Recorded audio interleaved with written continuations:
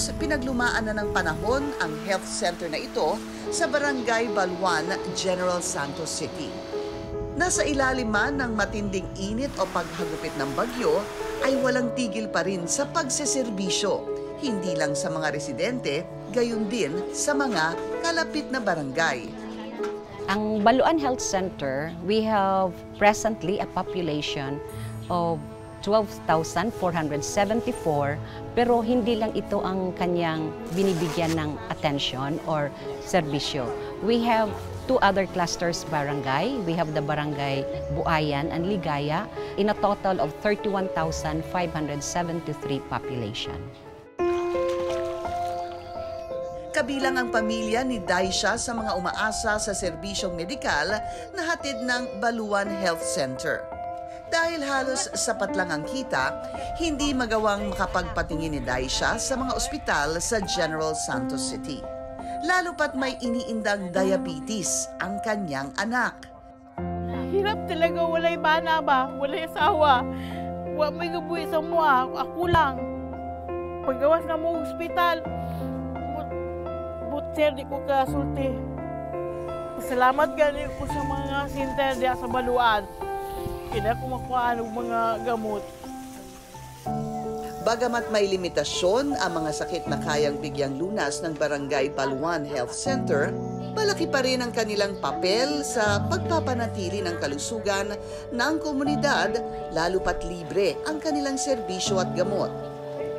Yung tatlo kong anak, dito pinanganak. May mga sakit ang mga bata, magpa-check up kami dito.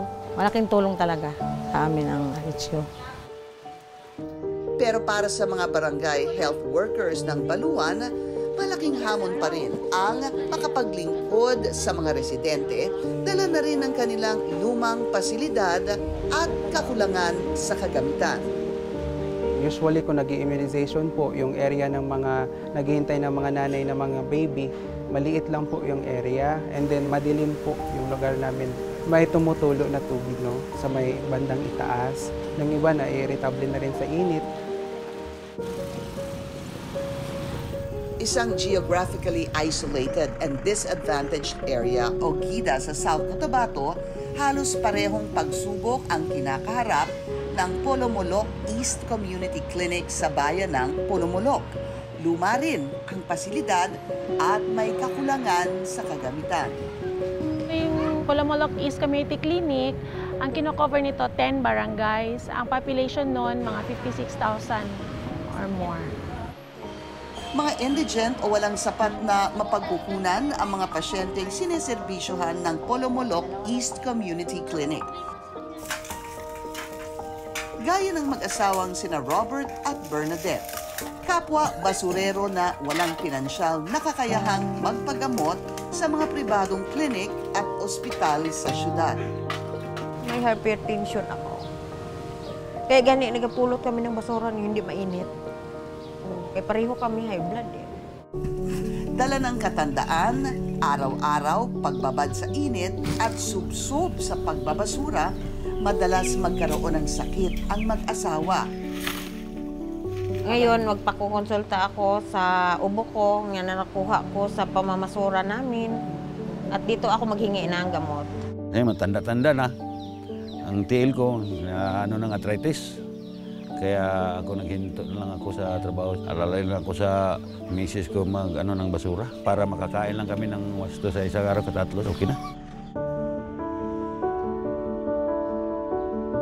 Malaking tulong po ang gamot na nakuha namin dito kasi pag magbili kami, wala na kami ibili ng bigas. Kaya nagpasalamat din kami na may center dito na makunan namin ng gamot.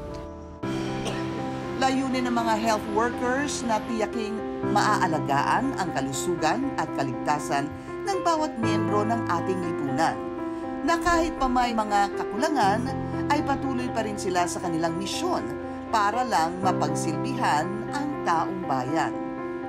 Kailangan natin i-renovate yung center kasi kailangan naming mag-cope up with the needs ng universal health care na naging program na ng ating government.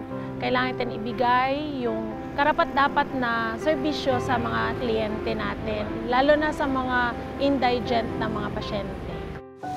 At para mas mapalakas at mapaunlad pa ang hatid na serbisyong medikal ng mga rural health centers, isang programa ang itinatag ng isang foundation na layong magbigay pag-asa, hindi lamang sa mga medical workers, kundi pati na rin sa mga Pilipinong higit na nangangailangan nito.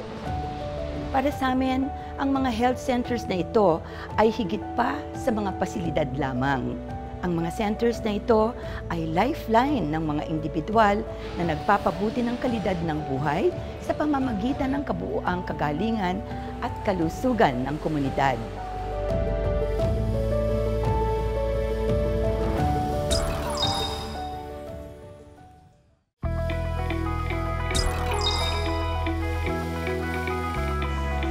Karapatan ng bawat Pilipino, lalong-lalo na ng mga patuloy lumalaban sa mga pagsubok ng buhay, na magkaroon ng hindi lang sapat kundi disente at maayos na serbisyong pangkalusugan.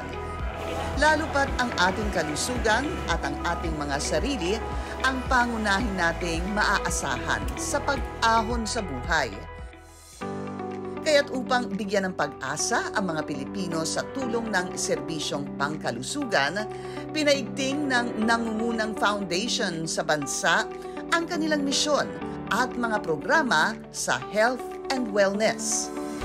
Healthcare is not just a service, but a fundamental right, essential for the resilience of every community. Sa paglipas ng mga taon, nanatiling nakatuon ang SM Foundation sa pagbabago ng mga buhay at paglikha ng mga proyekto na may pangmatagalang epekto para sa ating bansa at sa ating mga mamamayan. Matapos ang masusing paghahanda at pagsasaayos, nabigyan ng panibagong muka, buhay at pag-asa ang Balwan Health Center. Salamat kami sa SM Foundation na buo itong center na maayos ng lahat, na bago na. Masaya kami kaya naayos na ito. Kasi dito kami makukuha ng lakas. With this renovation, with the different services na maibibigay natin dito, it caters the whole community. It provides the wellness and the well-being of every individual na mapaganda po. It can be compared to other mga private clinics. And the services as well can also be given na ganon kaganda. Malaking tulong po kasi libre lahat, libre gamot, libre po check-up. Speechless po ako sa pagkakita ko na yung luma at saka ngayon, no, talagang naiba siya. No? Napakagandang pasilidad. Mantakin mo, galing sa furniture, papunta sa mga equipment. No? Napakalaking bagay po ito na makatulong sa ating mga kababayan. Sa tulong ng proyekto, nagkaroon rin ng tila bagong simula ang komunidad ng Polomolo.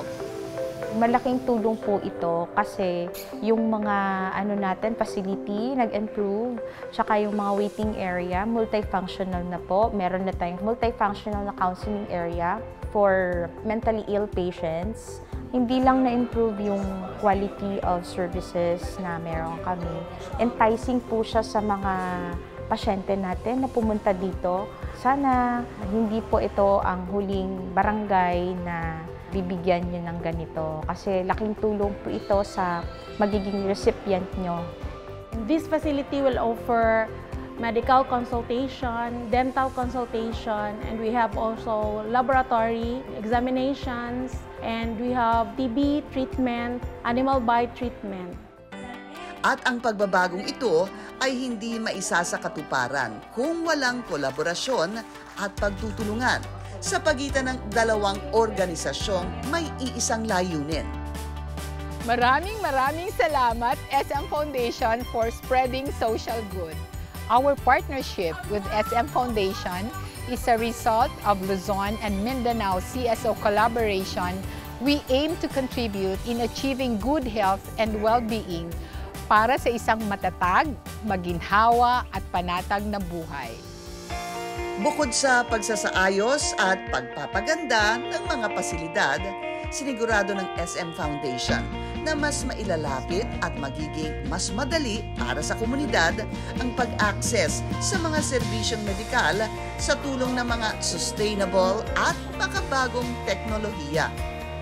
Ang SM DigiConsulta ay makakapagdaos ng virtual consultation kahit nasaan ang mga pasyente.